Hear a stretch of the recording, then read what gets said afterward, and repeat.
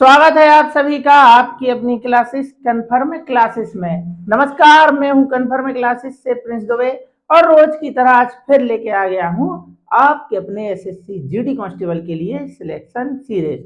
दोस्तों, कल हमारे एरिया में बिजली विभाग के द्वारा यहाँ पे मैनेजमेंट का काम चलाया जा रहा था, जिस वजह से हमारे एरिया में लाइट ही नहीं थी। तो हम लोगों ने दिन भर वेट किया, फिर जब लाइट आई तो आपके क्वेश्चन तैयार किए और हमारा सेटअप लगभग पूरा हो चुका था। बस वीडियो रिकॉर्डिंग की जैसे ही बारी आई और यहाँ पे फिर कोई ना कोई तकनीकी खराबी आई, जिसकी वजह से लाइट फिर चली गई और अपनी कल क्लास नहीं हो पाई।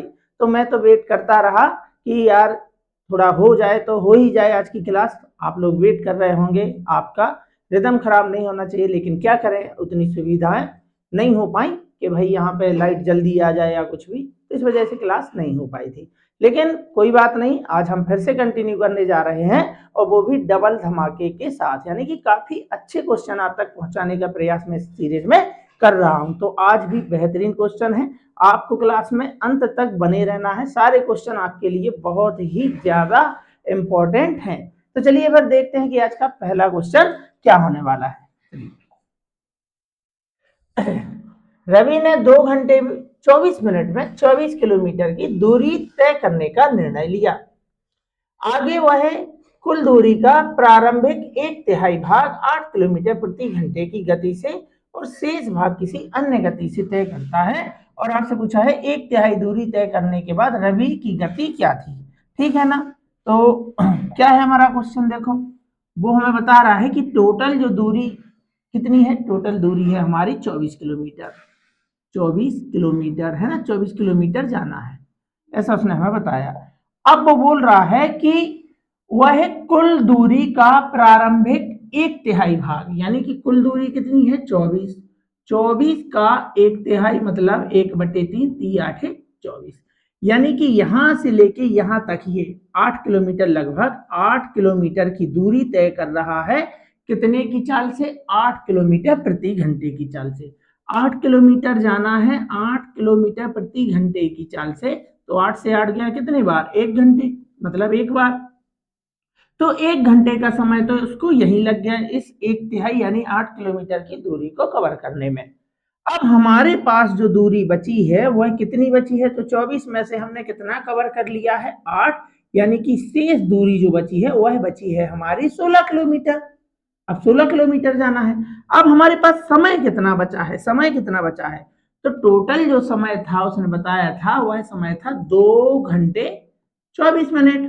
2 घंटे 24 मिनट। अब इसमें से 1 घंटे तो बीत गया है, तो बचा कितना है, 1 घंटे 24 मिनट। 1 घंटे 24 मिनट। क्या इस 24 मिनट को हम घंटे में बदल सकते हैं, तो हाँ बदल सकते हैं, 24/60 करके। 12 दूनी 24, 12 पंचे 60, यानी कि एक सही ये वाला 1 घंटे और इसमें ऐड कर दो 2/5 घंटे, तो टोटल कितना हो गया, 5 एकम 5 और 2 हो गया अपना 7/5 घंटे। यानी कि अब हमारे पास समय बचा है 1 घंटे 24 मिनट। तो 24 मिनट को मैंने बना दिया है घंटे 60 से भाग करके, तो हो गया हमारा टोटल समय 1 सही 2/5 घंटे, यानी कि 7/5 घंटे। तो इस 16 किलोमीटर को कवर करना है कितने समय में, 7/5 घंटे में। तो हमसे पूछा है कि इस 1/3 दूरी को तय करने के बाद उसकी चाल क्या थी। अरे भाई 7/5 घंटे में 16 किलोमीटर, तो 1 घंटे में कितना जाओगे, चाल मतलब 1 घंटे में चली गई दूरी। तो 1 घंटे में कितना जाओगे, 1 की वैल्यू निकाल रहे हैं इसलिए करा रहे हैं भाग। तो 16 में भाग कराना है 7/5 से। अब हमें अच्छे ही से आता है कि 16 भाग बनता नहीं, बनता है गुणा, और 7/5 से हो जाएगा 5/7। 16 पंचे हो गया अपना ये देखो 80/7, 7 से जाएगा 11 बार, 77 हो गया, शेषफल बच गया 3/7। ये हमारी चाल आ गई किलोमीटर प्रति घंटे। कहाँ है भाई, ऑप्शन नंबर बी। ठीक है ना। चलिए 1220 रुपए में 15 गेंदें बेचने पर 5 गेंदों के क्रय मूल्य के बराबर हानि होती है। तो दोस्तों एक ही लाभ हानि का काफी अच्छा क्वेश्चन है, जिसमें वस्तुओं के बराबर लाभ होता है। कभी वस्तुओं को बेचने से क्रय मूल्य के बराबर लाभ होता है, तो कभी विक्रय मूल्य के बराबर। तो इसका मैंने आपको बेहतरीन कॉन्सेप्ट सिखाया है, जिन बच्चों को नहीं आता है चैनल पर जाके लाभ हानि की 9th क्लास आपको देख लेनी है, 9th या 10th क्लास होगी, उसमें इस टाइप के ढेर सारे क्वेश्चन हैं जिसमें क्रय मूल्य और विक्रय मूल्य के बराबर लाभ होता है। तो हम देखते ही लाभ हानि का प्रतिशत बता सकते हैं, उसकी भिन्न बना सकते हैं। तो उसमें मैंने आपको सिखाया है कि जब क्रय मूल्य के बराबर लाभ होता है, जब वस्तुओं को 15 गेंद, रुपए नहीं है, गेंदे हैं, वस्तु में 15 गेंद बेचने पर 5 गेंदों के क्रय मूल्य के बराबर। तो जब क्रय मूल्य के बराबर बोले तो देखते ही लाभ प्रतिशत बता पाओगे, देखते ही लाभ प्रतिशत या लाभ की फ्रैक्शन बता पाओगे।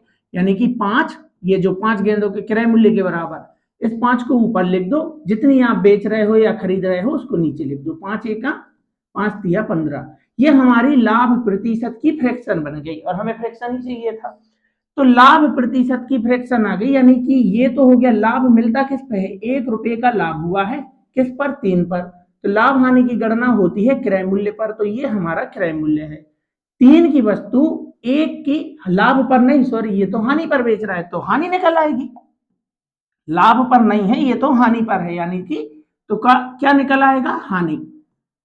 तो लाभ हानि आप कैसे निकाल सकते हो, अगर वस्तुओं को बेचने से क्रय मूल्य के बराबर चाहे लाभ हो या हानि, तो बिल्कुल देखते ही बता सकते हो, जितने गेंदों के बराबर लाभ या हानि हो रहा है उसको ऊपर लिख दो, बेचने पर या खरीदने पर जो भी दिया है उसको नीचे लिख दो, कटता है काट दो, 5 एकम 5 तिया 15। तो ये हमारा अनुपात बन गया कि ये हमारा क्रय मूल्य है, ये हमारा क्रय मूल्य है।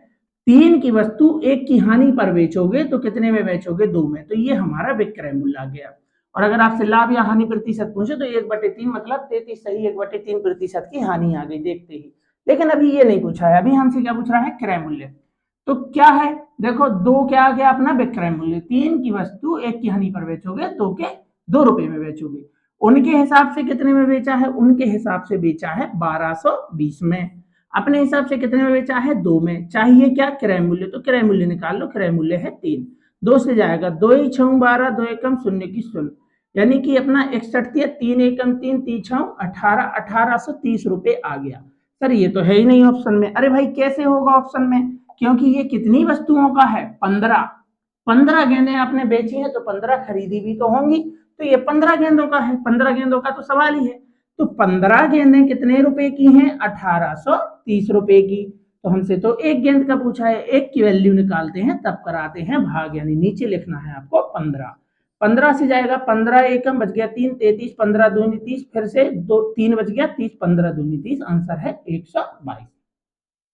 तो देखते ही लाभ और हानि प्रतिशत बता पाओगे जब वस्तुओं को बेचने से क्रय मूल्य के बराबर चाहे लाभ हो या हानि, तो जितने के बराबर लाभ हानि हो रहा है उसको ऊपर लिखते हैं, बेचने या खरीदने पर नीचे, सीधा काट दो तो लाभ प्रतिशत या हानि प्रतिशत की फ्रैक्शन आ जाएगी। इसमें हानि हो रही है तो हानि प्रतिशत है, ये लाभ होता तो ये लाभ प्रतिशत कहलाता, ठीक है ना। 3 की वस्तु लाभ हानि किस पर होती है, क्रय मूल्य पर, ये क्रय मूल्य है, 1 की हानि पर 2 पर बेचा, तो 1200 रुपए में बेचने पर, उनके हिसाब से विक्रय मूल्य 1220, अपने हिसाब से 2 क्रय मूल्य निकाल लो, ये उतनी वस्तुओं का है जितनी वस्तुएं क्वेश्चन में दी है, ठीक। एक वस्तु का पूछा था, भाग करके बता दिया। चलिए ये रहा एसएससी जीडी कांस्टेबल का क्वेश्चन है 2025 का, और काफी अच्छा क्वेश्चन है। कक्षा एक्स के अनुभागों यानी उसके वर्ग हैं, कौन कौन से हैं, ए बी और सी। देखो काफी अच्छा क्वेश्चन है और देखते ही हो जाएगा, ए बी और सी किस अनुपात में है, 5 4 और 7, 5:4:7 के अनुपात में है शुरुआत में। अब देखो अच्छे से समझना है हुआ क्या है, यदि अनुभागों ए बी सी में क्रमशः 15 16 और 9 बच्चे नए आ गए, यानी कि यहाँ कितने बच्चे आ गए हैं, 15, यहाँ कितने बच्चे आ गए हैं, 16, और यहाँ कितने बच्चे आ गए हैं, 9, यहाँ कितने बच्चे आ गए हैं, 9, ठीक है ना। उसके बाद हुआ क्या है कि नया अनुपात आ गया, क्या हुआ है, नया अनुपात आ गया है, और नया अनुपात क्या है, नया अनुपात है 10 9 और 11। देखो क्वेश्चन अच्छे से समझ गए, जी सर समझ गए। हुआ क्या है कि हर कक्षा में बच्चे बढ़ गए, अब समान मात्रा में बच्चे बड़े होते तो हम अंतर समान कर लेते, लेकिन हुआ क्या है, यहाँ 15 बच्चे आ रहे हैं, यहाँ 16 आ रहे हैं, यहाँ 9 आ रहे हैं। सॉल्व करोगे टाइम लगेगा, इतना अच्छा तरीका बताऊंगा कि भाई आप सोचो, इस टाइप के जो क्वेश्चन होते हैं वो ऑप्शन से हो जाते हैं, आपके पेपर का क्वेश्चन है, जैसे उसमें ऑप्शन दिए थे बिल्कुल वैसे ही और उसी क्रम में है, ठीक है ना। चलो तो कैसे करना है देखो, तो क्या हुआ है कि कितने बच्चे टोटल आ गए भाई, हम तो टोटल देखेंगे कितने आ गए, 15 15 30 और 1 31 और 9 40, यानी कि 40 बच्चे और आ गए हैं। ठीक है ना। हमसे क्या पूछा है, नए प्रवेश के बाद कक्षा एक्स के छात्रों की कुल संख्या क्या है। तो हमने कहा नए प्रवेश के बाद यानी कि यहाँ प्रवेश होने के बाद छात्रों की कुल संख्या क्या है, 10 और 9 कितना हो गया 19 और 1 20 और 10 30 यानी कि 30 है। तो कुल कब पूछा है, नए प्रवेश के बाद कक्षा एक्स में छात्रों की कुल संख्या, नए के बाद यानी इनके आने के बाद। तो इनके आने के बाद कुल छात्रों की संख्या होगी 30 या 30 का कोई गुणज, यानी कि गुणा तो आपने 30 से कराया होगा। तो हमारा जो भी आंसर होगा वह 30 से कटने वाला होगा। क्यों होगा, अरे भाई हम 30 की वैल्यू निकालेंगे ना उनके हिसाब से बटे अपने हिसाब से, चाहिए क्या, हम निकालेंगे नए प्रवेश के बाद कक्षा एक्स में छात्रों की कुल संख्या। तो कुल संख्या जो भी होगी वह 30 का क्या होगी गुणज। हमने देखा सारे ही 30 से कट रहे हैं, ये क्या सिखा दिया सर आपने, भाई ये तो है ही नहीं। ये देखो ये भी 30 से कट रहा है, ये भी सब 30 से कट रहे हैं। अब तो भाई अभी और है क्वेश्चन।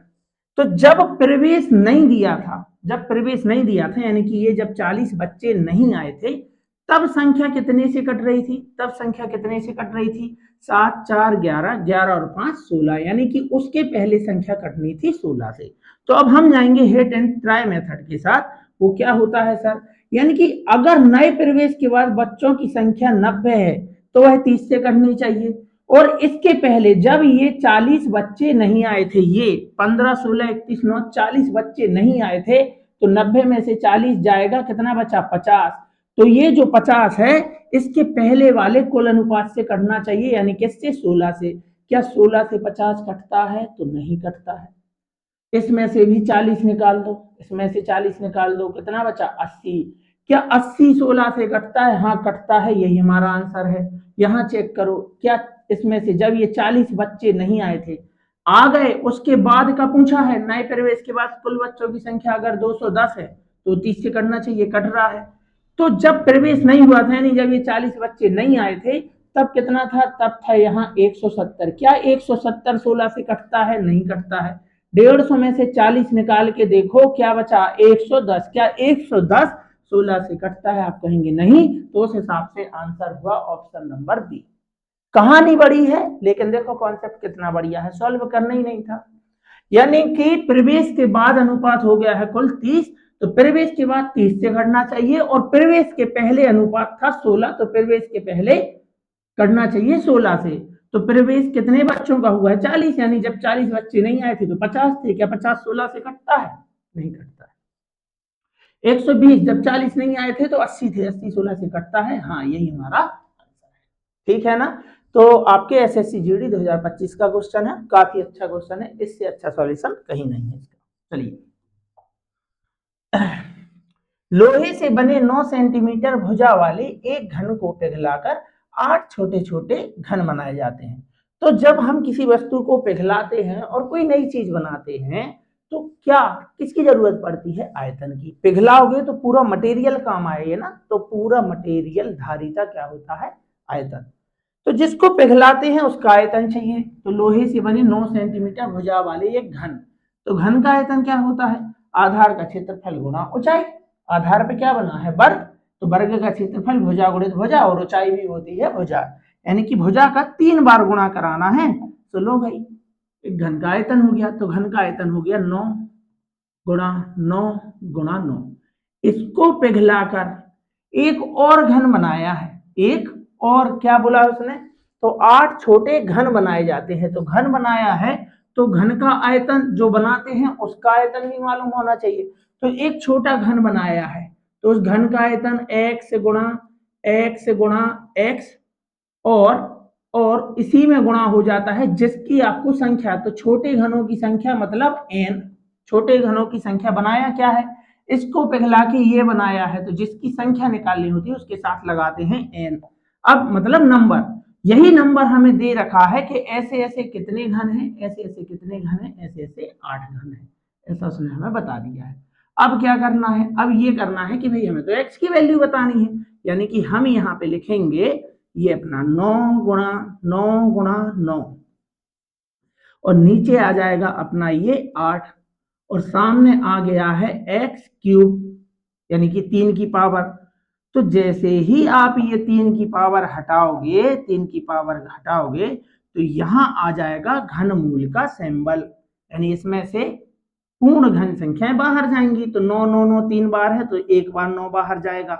8 किसका घन है? 2 का, 2 से भाग कराओगे आंसर आ गया 4.5 और ये आ गई प्रत्येक छोटे घन की भुजा कितनी? 4.5।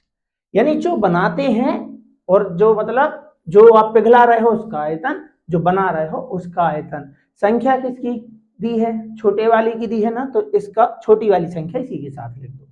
बड़े वाले की दी होती तो बड़े वाले के साथ लिख देती है ना। तो आंसर है 4.5। चलिए,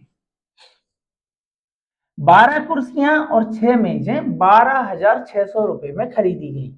यदि एक मेज का औसत मूल्य 1,500 रुपए है। अरे भाई है क्या? 12 कुर्सी यानी कि चेयर हो गई, और क्या है साथ में? 6 मेज, मेज यानी कि टेबल हो गई। एम फॉर मेज ही लिख लेते हैं।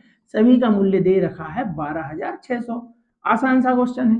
और मेज का औसत मतलब हर एक मेज जो है वह कितने की है? 1,500 रुपए की है। और ऐसी कितनी मेज है? 6। तो 15 छक्के हो गया 90, 2 शून्य का 2 शून्य, यानी 9,000 की तो मेज हो गई। तो 9 3 12 यानी कि 3,600 रुपए बच गया। ये किसका मूल्य है? तो ये मूल्य है अपना 12 चेयर का। 12 कुर्सी 3600 की, तो एक कुर्सी कितने की है? 3600 बटे 12। आसान सा क्वेश्चन था। 12 तिया 36, शून्य का शून्य, यानी कि शून्य, 12 तिया 36, 2 शून्य, यानी कि एक कुर्सी का मूल्य है 300। चलिए, एक व्यक्ति एक पार्क की परिधि के चारों ओर घूमते हैं। मतलब 4 व्यक्ति, एक कहा 4 व्यक्ति एक पार्क की परिधि के चारों ओर घूमते हैं। वे एक चक्कर क्रमशः 6 मिनट, 8 मिनट, 10 मिनट और 14 मिनट में पूरा करते हैं। चूंकि उन्होंने एक साथ शुरुआत की थी, कितने घंटों बाद वे फिर से शुरुआती बिंदु पर मिलेंगे? तो मिलते कब है? मिलते हैं एलसीएम पर। कभी भी इस टाइप का क्वेश्चन आ जाए, जैसे वो 1 घंटी वाला होता है, ट्रैफिक लाइट वाला होता है, वो क्वेश्चन कभी ना कभी हमें एग्जाम में देखने को मिल ही जाता है। एलसीएम का क्वेश्चन होता है कि 4 घंटियां इतने इतने सेकंड बाद बजती हैं। एक बार वो 8 बजे बजी थी, अब पुनः एक साथ कब बजेंगी? तो हम उनका एलसीएम निकालते हैं। ठीक वैसा ही क्वेश्चन है कि 6 मिनट, 8 मिनट, 10 मिनट और 14 मिनट में पूरा करते हैं। मिलेंगे कब? तो मिलेंगे एलसीएम पर। यानी कि हमें एलसीएम चाहिए है किसका? 6, 8, 10 और 14। लेकिन ये डाटा जो दिया है मिनट में दिया है और हमसे आंसर पूछा है घंटों में, तो हमें इनका पहले एलसीएम ले लेना है। क्या लेना है? एलसीएम। तो 8 और 6, 8 6 का एलसीएम लोगे क्या आएगा? 24। अब 24 और 10 का एलसीएम लोगे क्या आएगा? 120। यानी ऐसी संख्या बताओ जो इन तीनों से कट रही, वो संख्या है 120। अब 120 और 14 का एलसीएम चाहिए, तो 120 को छोड़ो, 12 और 14 को बताओ। ऐसी कोई संख्या है जो 12 के पहाड़े में और 14 के पहाड़े में आती हो? बताओ, है ऐसी कोई संख्या? 12 सत्ते 84, 14 सत्ते 84, 14 छक्के 84, 12 सत्ते 84, 14 छक्के 84 होता है ना। तो यानी कि 840, 14 पंचे 70, 14 छक्के 84, 12 सत्ते 84, शून्य का शून्य। ये आ गया हमारा एलसीएम, ये आ गया हमारा एलसीएम।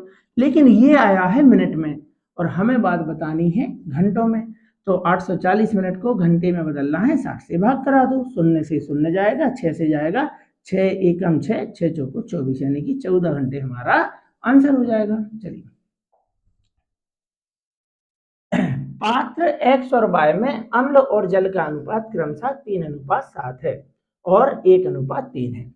दो पात्र हैं अपने पास। कौन कौन सा पात्र है अपने पास? x है और y है, और इसमें है अपना अम्ल और जल। अम्ल और जल का मिश्रण है। किस अनुपात में है? तो पहले में यह अनुपात होने वाला है 3:7 और दूसरे में यह अनुपात होने वाला है 1:3। एक्स और वाई की सामग्री को 1:2 के अनुपात में मिलाया जाता है। तो आप मिलाने वाले हैं मिश्रण को। किसको मिलाने वाले हैं? मिश्रण को। तो जब हम मिश्रण को मिलाते हैं तो हमें चेक करनी होती है इनकी मात्रा। तो 7 और 3 10, यहाँ मिश्रण 10 है, यहाँ मिश्रण है 4, यहाँ मिश्रण 10 है, यहाँ मिश्रण है 4। तो मिश्रण को आप तभी मिला सकते हो जब जब इनकी मात्रा होगी बराबर। तो बताओ क्या आप इनको बराबर कर सकते हैं? आप कहेंगे बिल्कुल सर इसको बराबर कर देंगे। तो जब आप बराबर कर रहे हैं तो गुणा करके करेंगे। क्या 10 को ऐसी कोई संख्या है जो 10 के और 4 के पहाड़े में आती हो? वो आपको यहाँ ब्रैकेट में लिखनी है।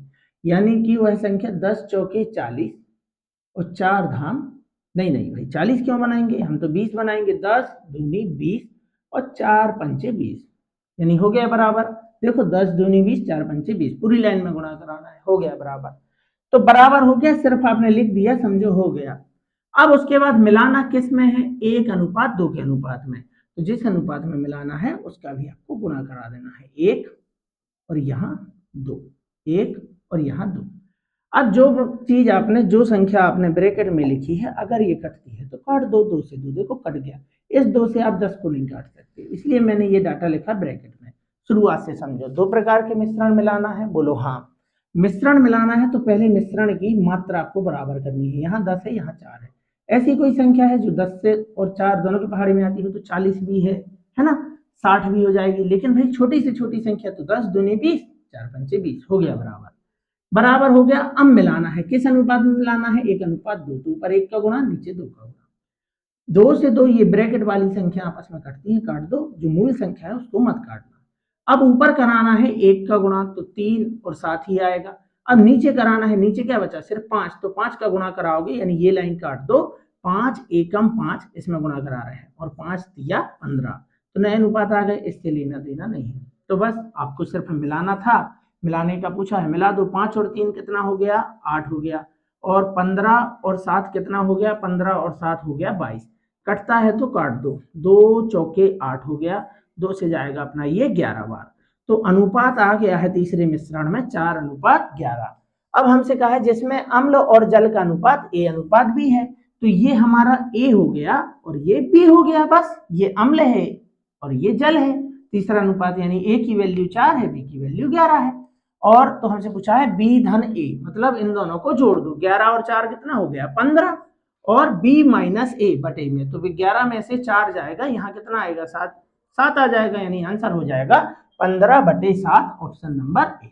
तो मिश्रण जब भी मिलाना है पहले मात्रा बराबर कर दो, जिस अनुपात में मिलाना है उसका भी गुणा करा दो। कटता है काट दो, और बस सीधा गुणा करा के मिला दो। चलो,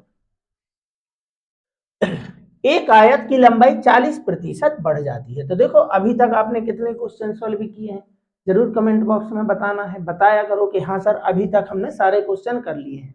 तो मुझे भी जानकर खुशी होती है कि आप इस लेवल के अगर क्वेश्चन कर पा रहे हैं तो डेफिनेटली आने वाले एग्जाम में आप क्वेश्चन बना पाएंगे, है ना। और अगर नहीं कर पाते हैं तब भी बता दो कि हाँ सर अभी तक नहीं हो पाए थे, ये क्वेश्चन नहीं बना था, तो हमने आज से सीख लिया है और हमें समझ आ गया है। चलिए, तो एक आयत की लंबाई 40% बढ़ जाती है। क्या बढ़ जाती है भाई? लंबाई।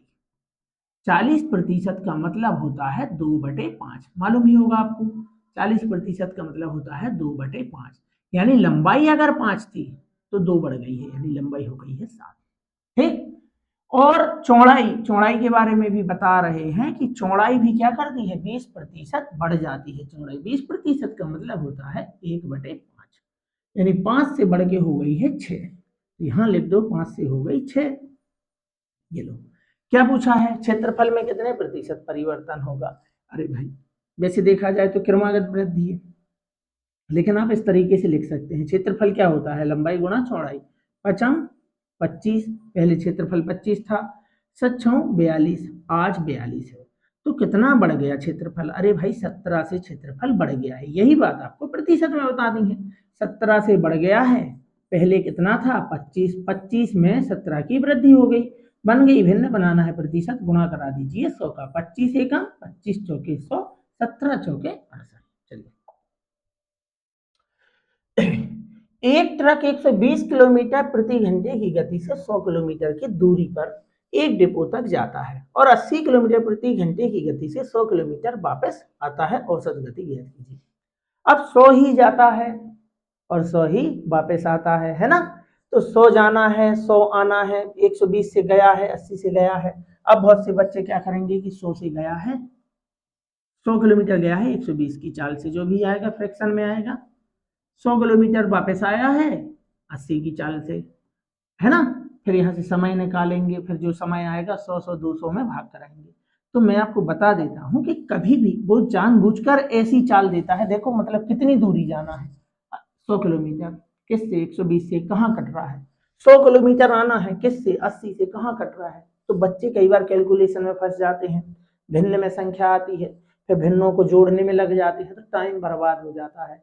जबकि कॉन्सेप्ट ये है कि जितना आप जा रहे हो उतना ही अगर आप आ रहे हो, और आपसे औसत चाल पूछी है, क्या पूछी है, कुछ भी पूछा है, तो आपको जो ये दूरी दी है, औसत चाल पूछ रहा है, जो ये आपको दूरी दी है, इसका कोई काम ही नहीं है। जितना जाता है उतना आता है। तो आप अपने मन से दूरी लिख लो ना।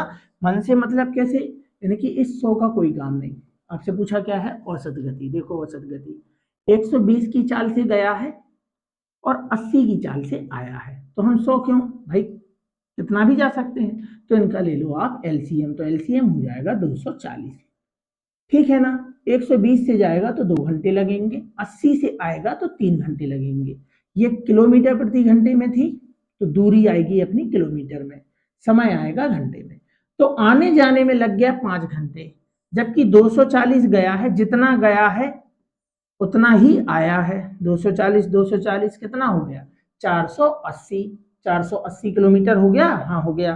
कितने घंटे में भाई, 2 घंटे जाने में, 3 घंटे आने में, यानी कि 5 घंटे में 480।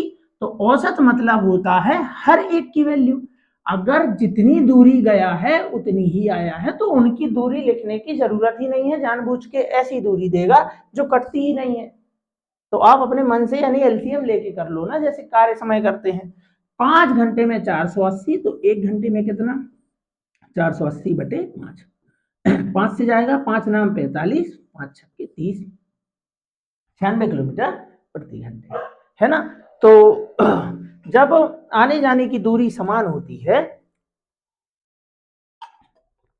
जब आने जाने की दूरी समान होती है, तो उनकी दूरी आप नहीं भी लिखोगे तब भी काम चल जाएगा इस तरीके से, ठीक है ना। कॉन्सेप्ट पसंद आया हो तो वीडियो को आपको लाइक कर ही देना है। चलिए, एक कैन पूर्णतः दूध से भरी हुई है। कैन से 6 लीटर दूध निकाला जाता है और जल से भर दिया जाता है। यह प्रक्रिया 4 बार और दोहराई जाती है। अब कैन में दूध और जल का अनुपात 32:211 है। कैन का आयतन कितना है। कब आया था, आरपीएफएसआई 2024 में आया था। आने की संभावना है आपके एग्जाम में। इस क्वेश्चन को सीखने से पहले इसका जो बेसिक क्वेश्चन होता है पहले आपको वो सीखना होगा, और वह भी आपके लिए मोस्ट इंपॉर्टेंट है, ठीक है ना। कैसे, चलिए देखो, ये रहा वो क्वेश्चन, एक्सपेक्टेड क्वेश्चन में है, और देख लो किसी ना किसी शिफ्ट में जरूर ये पार्ट आपका बनने वाला है, ठीक है ना।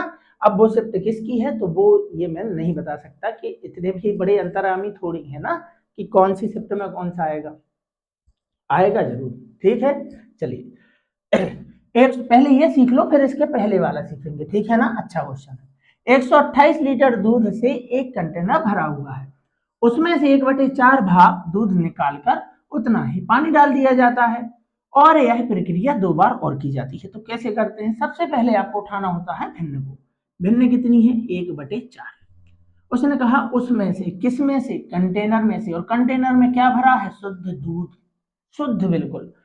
तो अगर शुद्ध दूध पहले 1/4 का मतलब है 4 में से 1, पहले शुद्ध दूध हुआ करता था 4 लीटर, 1 निकाल लिया, अब बचा कितना है, 3 बचा। इतनी बात समझ गए, आप कहेंगे बिल्कुल सर।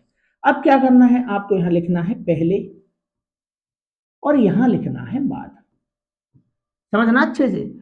और क्या है कहानी कि 4 लीटर दूध था, 1 निकाल लिया, अब बचा है 3। तो जो शुद्ध मात्रा होती है उसके आधार पे आपको क्वेश्चन को करना है, ठीक है ना। यानी कि शुरुआत में दूध की मात्रा क्या थी, शुद्ध दूध था, तो शुद्ध दूध पहले 4 था, अब कितना है, 3। अब हुआ क्या है कि हर बार वो क्या करता है, 1/4 भाग निकाल लेता है, दूध निकाला, उसके बदले डाल दिया उसमें पानी, तो कंटेनर अभी भी उतना ही भरा है, लेकिन उसकी वो जो शुद्धता थी वो कम होती जा रही है। पहले उसमें शुद्ध दूध था, फिर उसमें पानी आ गया, उसने फिर निकाला, तो दूसरी बार उसने सिर्फ दूध नहीं निकाला है, अब निकाला है मिश्रण, क्योंकि वह पानी मिल गया था उसमें, फिर निकाला उतना ही, फिर पानी डाल दिया, फिर निकाला, और यह प्रक्रिया 2 बार और की जाती है, यानी टोटल प्रक्रिया हुई है 3 बार।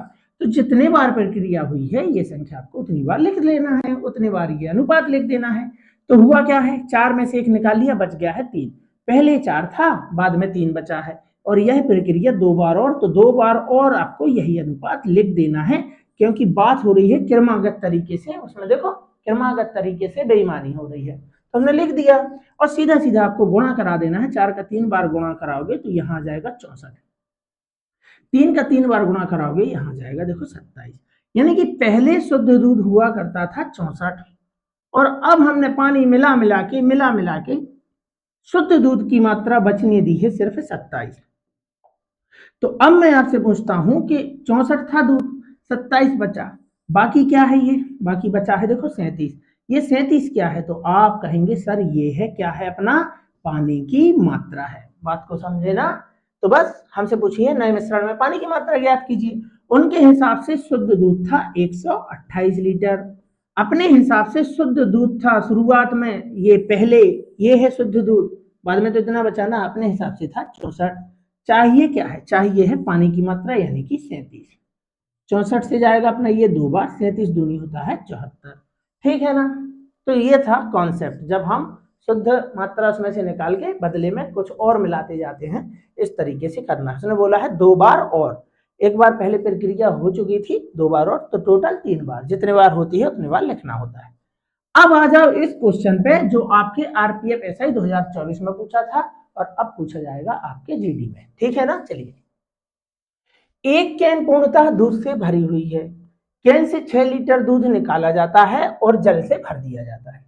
यह प्रक्रिया 4 बार और दोहराई गई, एक बार तो यहां दोहरा दी, यहां, उसके बाद 4 बार और, यानी कि प्रक्रिया टोटल हुई है, कितने बार प्रक्रिया हुई है, टोटल 5 बार, टोटल 5 बार। अब देखो उसने बताया है कि अंत में कैन में देखो दोहराई जाती है, और अब मतलब ये सब करने के बाद दूध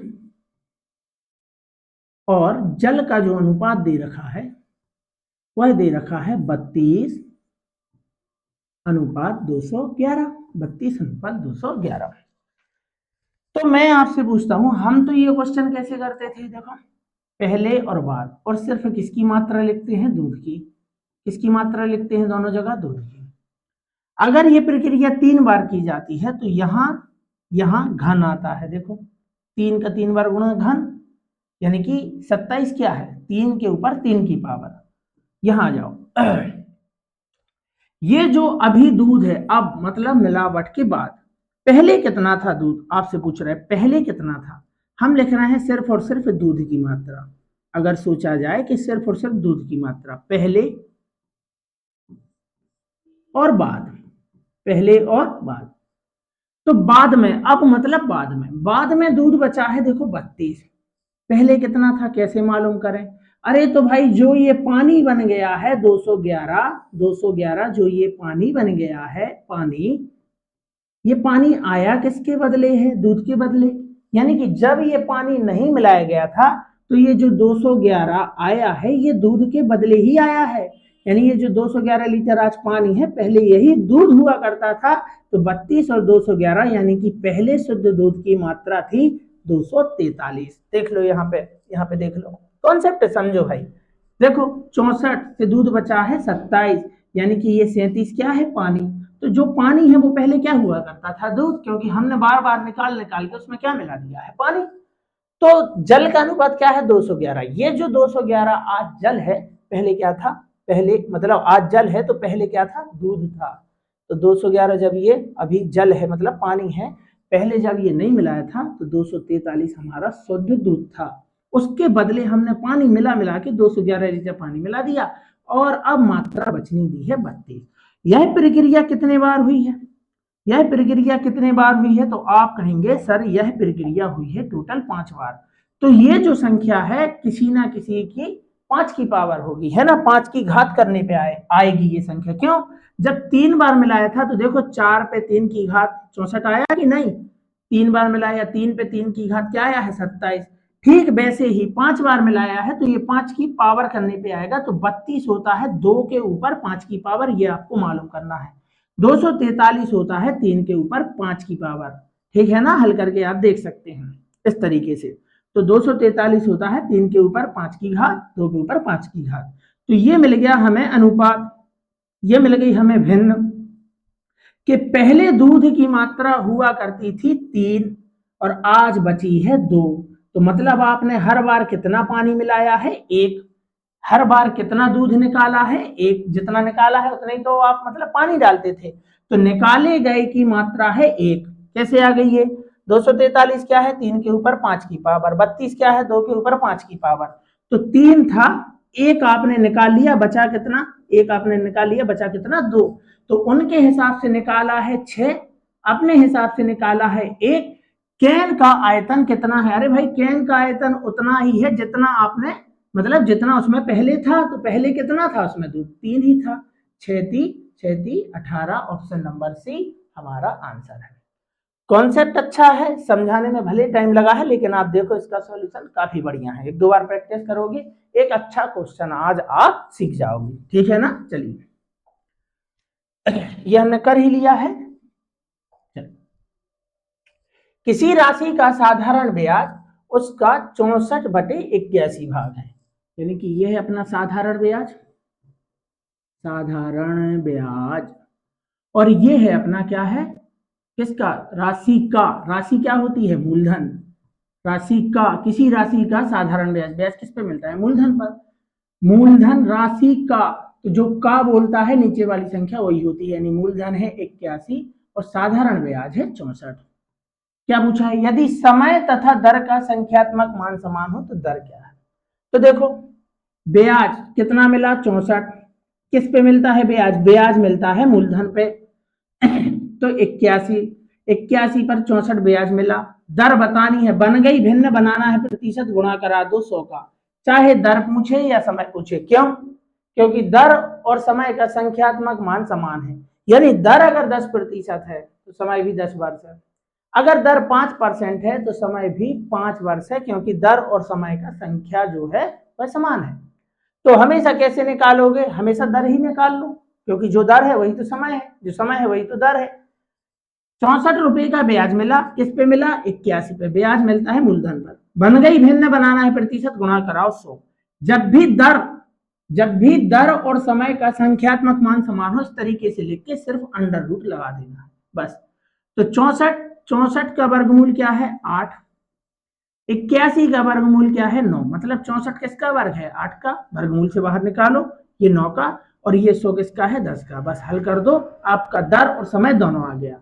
8 धाम होता है अपना ये 80/9। 9 से जाएगा 9 8 72, शेषफल बचेगा 8/9 प्रतिशत। यही दर है, यही समय है। 8 सही, 8/9 प्रतिशत।